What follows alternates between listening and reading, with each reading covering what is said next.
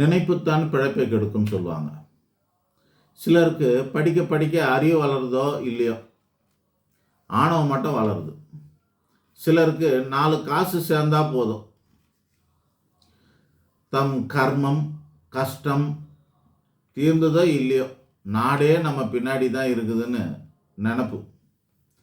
சிலருக்கோ 4 பேர் நம்ம விரும்பி பார்த்தா போதும், திரும்பி பார்த்தாலும் விரும்பி பார்த்தாலும் உடனே நாம் தான் பெரிய ஆண் அழகணும், நம்ம தான் உலக அழிக்கணும்னு நினைப்போம்.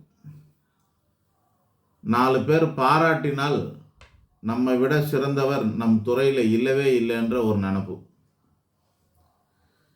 இந்த மாதிரியான நினப்பெல்லாம் வந்து விடுகிறது. ஒருவருக்கு எந்த ஒரு உணர்வும் அதிகமாகிவிட்டால் அவர் அந்த விஷயத்தில் பைத்தியமாகிவிட்டார் என்பது உண்மை. அளவோடு தான் எதுவும் இருக்கணும். இப்போது சாப்பாடு சாப்பிட்றது நம்ம வாழ்க்கைக்கு அவசியம். சாப்பாடே கதியாக இருந்தால் என்ன அர்த்தம்? வேலையாட்டம் எப்போ பார்த்தாலும் சோறு நனைஞ்சா அவன் சாப்பாடு பைத்தியம்னு சொல்கிறோமா இல்லையா? துணிமணிக்கு ஆசைப்படலாம், 1 2 வாங்கி வைக்கலாம், 50 100 வாங்கி வைக்கலாம்.